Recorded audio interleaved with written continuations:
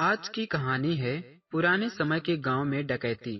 जी हाँ दोस्तों, आज से 25-30 साल पहले डर और भय का माहौल हमेशा बना रहता था, क्योंकि पहले के समय में चोर डाकू बहुत ज्यादा थे और वह घरों में जाकर चोरियां करते थे। उस समय के मकान कच्चे होते थे और ऊपर खपरेला होता था, जो कि मिट्टी का बना होता है। आज भी कहीं कहीं कच्चे मकान देखने को मिलते हैं जो बहुत ही प्यारे लगते हैं। सच कहूँ तो पुराने जमाने में बहुत अच्छा लगता था। शुद्ध हवा, खुले मैदान, हरे भरे पेड़ को देखकर दिल खुश हो जाता था। लेकिन रात के समय कोई भी घर से दूर नहीं जाता था, क्योंकि कहते हैं कि रात के समय चोर डाकू कहीं झाड़ियों में आकर छुपे रहते हैं और आधी रात होते ही चोर डाकू घर में चोरी करने के लिए निकल पड़ते हैं। एक ऐसी ही कहानी एक गांव की है, जहां चोरों ने खूब आतंक मचाया था। हुआ यूं कि शाम का समय था और आसमान में सितारे खूब चमक रहे थे। ठंडी ठंडी हवा अपने आप में सिहला रही थी। सभी लोग एकजुट होकर घर के बाहर आग ताप रहे थे। तभी गांव के मुखिया वहां आ पहुंचे और कहा, राम राम भाइयों, कैसे हैं आप लोग? सब खैरियत तो है? सभी ने राम राम कहते हुए कहा, जी मुखिया जी, अभी तक तो सब ठीक ही चल रहा है, बस एक ही बात की चिंता है। मुखिया ने झिल्लाते हुए कहा, कौन सी चिंता है भाइयों? जरा हमें भी बताओ, क्या बात है? तब उनमें से एक व्यक्ति बोला, मुखिया जी, पहले आप इत्मीनान से बैठिए, फिर बताता हूँ। मुखिया जी के लिए एक मछिया लाया गया और एक बगल में रख दिया गया। तब मुखिया जी ने मछिया पर बैठते हुए कहा, अब बताइए, क्या बात है, किस बात की चिंता है? तब सभी ने एक दूसरे को देखते हुए उनमें से एक बुजुर्ग व्यक्ति ने बोला, मुखिया जी, आप तो जानते ही हैं कि अगल बगल के गांव में कितनी चोरियां हो रही हैं और सब कुछ लूट ले जा रहे हैं। जेवर, बर्तन, भैंस, जमार कुछ भी नहीं छोड़ते। और तो और, जो कुछ भी 2-3 आने घर में बचे होते हैं वह भी चुरा ले जाते हैं। कहीं ऐसा न हो कि इस गांव में भी चोर डाकू आ जाएं और सब कुछ लूट कर चले जाएं। मुखिया ने कहा, चिंता मत करो, इस गांव में चोर डाकू नहीं आ सकते, क्योंकि यहाँ छुपने के लिए कोई जगह नहीं है और झाड़ियाँ तो बहुत दूर दूर हैं, तो चोरों को आना बहुत मुश्किल ही है। आप लोग बेफिक्र होकर सोइए। मुखिया की बात सुनकर सभी निश्चिंत हो गए, लेकिन एक व्यक्ति के अंदर अभी तक वही चल रहा था कि अगर डाकू आ गया तो क्या होगा। कुछ देर तक सभी ने इधर उधर की बातें की और फिर सभी अपने अपने घर चले गए।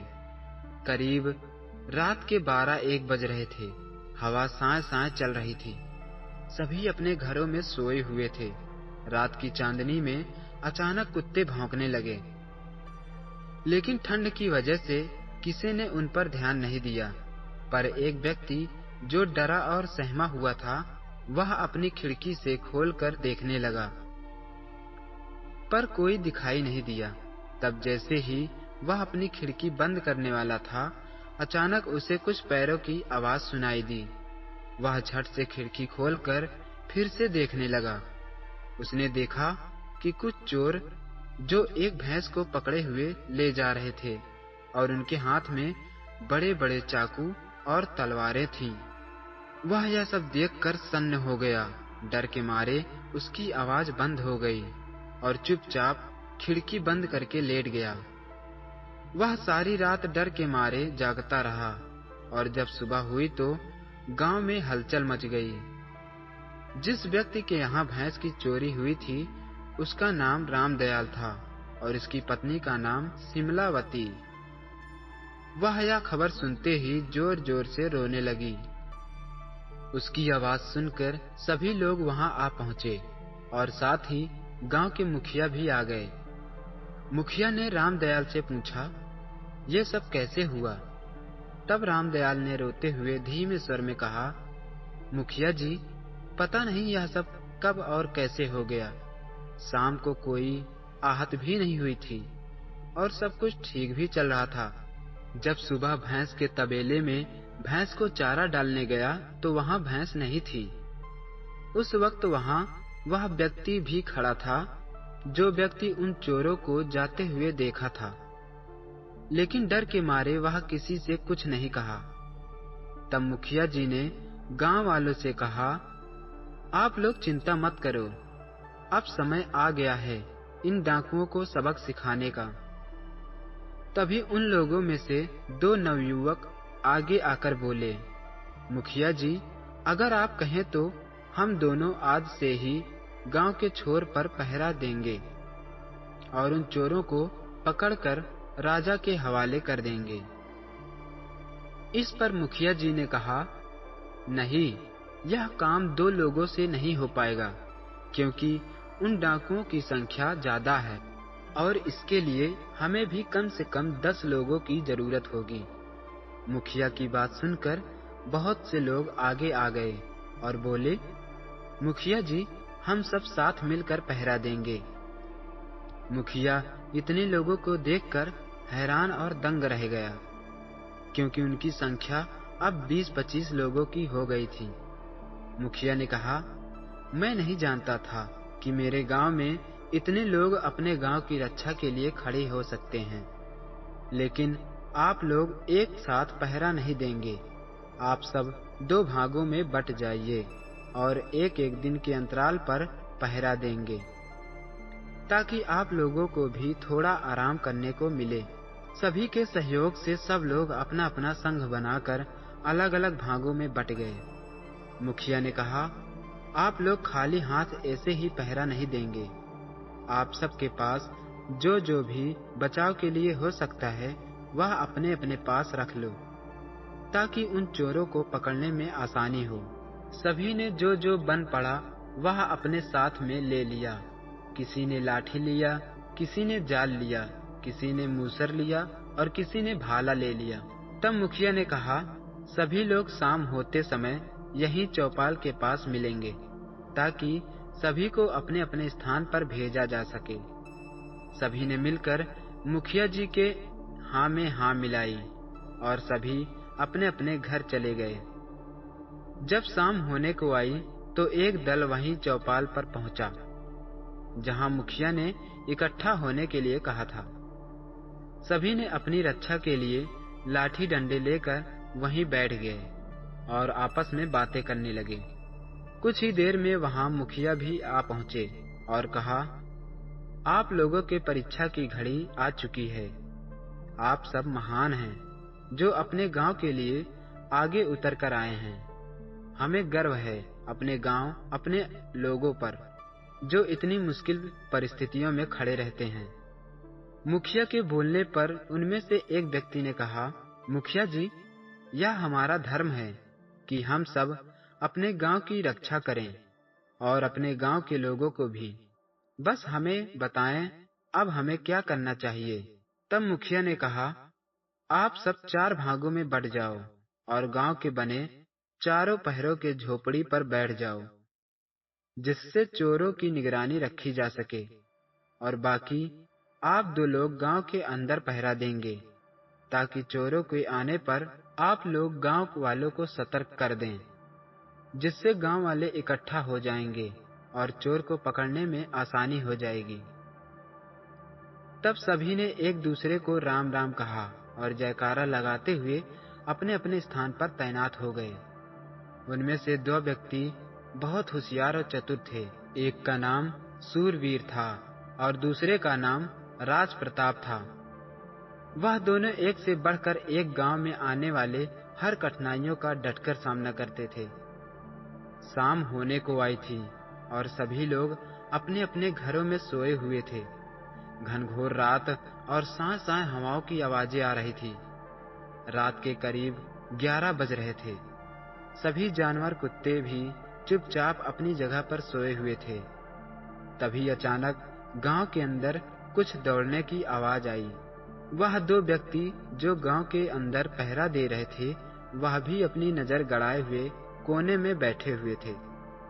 जब उनके कानों में कुछ दौड़ने की आवाज आई, तो वह अपनी लाठी डंडे लेकर चुपचाप देखने लगे। तब उन दोनों में से एक ने कहा, लगता है चोरों के घोड़ों की आवाज है, हमें होशियार हो जाना चाहिए। तब दूसरा व्यक्ति बोला, नहीं, ये घोड़े की आवाज नहीं है, क्योंकि घोड़ों के दौड़ने की आवाज खटर पटर होती है और यह किसी छोटे जानवर की आवाज लग रही है। लेकिन हमें फिर भी होशियार रहना चाहिए। दोनों कुछ देर इंतजार करते रहे और इधर उधर नजर जमाए बैठे रहे। तभी कुछ दूर पर उन्हें एक लोमड़ी जाती हुई दिखाई दिया। वह जंगल से गांव के अंदर भोजन की तलाश में आई थी। लोमड़ी को देखकर दोनों डर गए और कहा, लगता है हम दोनों के नसीब में लोमड़ी ही लिखा है पकड़ने के लिए। चलो आज लोमड़ी को ही पकड़ते हैं। दोनों ने चुपचाप अपनी अपनी लाठी लेकर लोमड़ी के पीछे पीछे चल दिए। जैसे ही वह दोनों लोमड़ी के पास पहुंचे, वैसे ही लोमड़ी ने उन्हें देख लिया और तेजी से आगे की तरफ भागा। संजोग से वह दोनों सामने ही चोर को पकड़ने के लिए जाल बिछाया था और बीच में एक कच्चा मकान था जिसका दरवाजा खुला था। वह लोमड़ी भागते हुए उसी कच्चे मकान के अंदर घुस गई। तभी वह दोनों व्यक्ति दौड़कर मकान के दरवाजे को बंद कर दिया और फिर वापस वहीं जाकर छुप गए। उधर गांव के चारों किनारों पर हर व्यक्ति कड़ी निगरानी कर रहे थे। तभी सूरवीर ने राज प्रताप से कहा, लगता है डर के मारे चोर गांव को छोड़कर भाग गए। तब राज प्रताप ने कहा, फिर भी हमें सतर्क रहना चाहिए, क्योंकि कभी भी गांव पर डाकुओं का हमला हो सकता है, इसलिए हमें हर समय चौकन्ना रहना चाहिए। सूरवीर और राज प्रताप गांव के पीछे वाले छोर पर निगरानी कर रहे थे। बाकी लोग गांव के अगल बगल छोर पर पहरा दे रहे थे।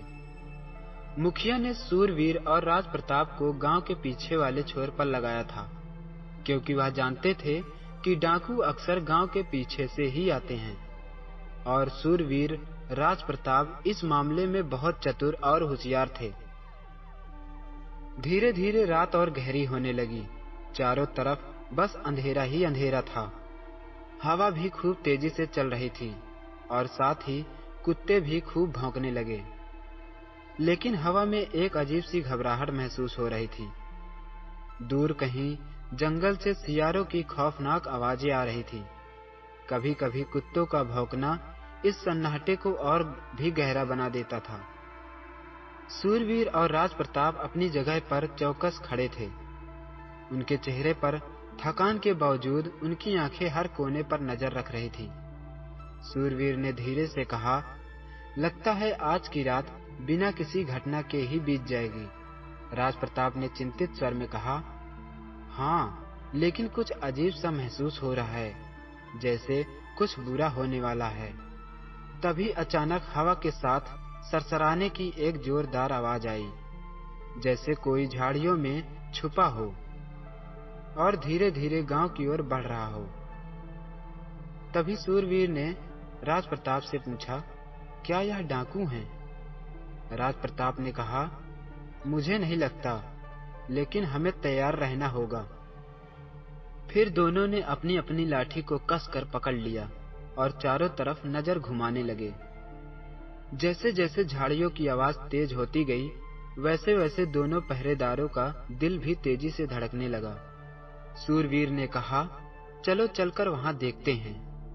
तब दोनों धीरे धीरे चुपचाप झाड़ियों तक डरते डरते पहुंचे और जैसे ही दोनों ने झाड़ियों की तरफ लाठी को ताना, तो देखा कि दो टहनियां आपस में हवा की वजह से रगड़ रहे थे।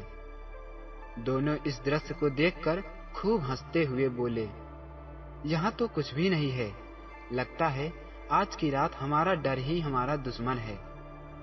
राज प्रताप ने अपनी हंसी को रोकते हुए कहा, हाँ शायद, लेकिन हमें अभी भी सावधान रहना होगा, क्योंकि कोई नहीं जानता कि डाकुओं का हमला कब हो जाए। ऐसे ही दोनों आपस में बातें करते करते फिर से वापस अपनी जगह पर आ गए। रात धीरे धीरे बीत रही थी। गांव के सभी लोग बेफिक्र होकर सोए हुए थे, लेकिन डर का माहौल अभी भी हर किसी के दिल में बना था। ऐसा लग रहा था कि डाकू किसी भी समय हमला कर सकते हैं। लेकिन वह रात बिना किसी घटना के बीत गई।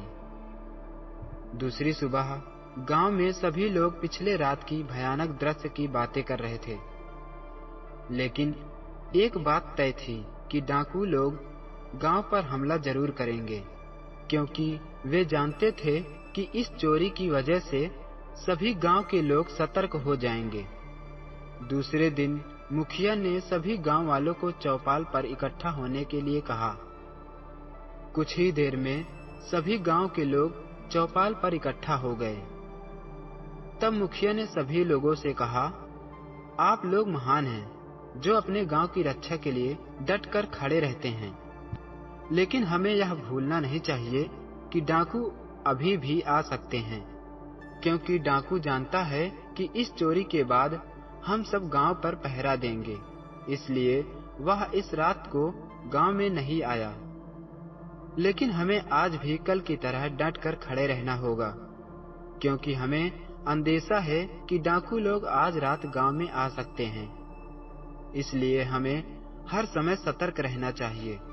मुखिया के कहने पर सभी लोग और भी ज्यादा सतर्क हो गए। दिन भर सभी ने मिलकर हर तरफ जाल बिछा दिया और सभी रात का इंतजार करने लगे, क्योंकि कल के मामले में आज के दिन ज्यादा कड़ा पहरा लगा था। जैसे जैसे दिन ढलता वैसे वैसे लोगों में उत्सुकता और बेचैनी बढ़ती जाती। धीरे धीरे शाम हो गई और सभी लोग अपना अपना भोजन करके अपने अपने स्थान पर चले गए। आज के दिन सभी लोगों के चेहरे पर जोश और उत्साह था, क्योंकि इस रात दोनों दल साथ में पहरा दे रहे थे। सभी अपनी अपनी जगह पर घात लगाए हुए बैठे थे। रात का तीसरा पहर हो चुका था। आसमान में बादल घिर आए थे। गांव में हर कोई सतर्क था, लेकिन दिल की धड़कनें तेज हो रही थी। अंधेरा गहराता जा रहा था और हर छाया किसी छिपे खतरे का आभास दे रही थी।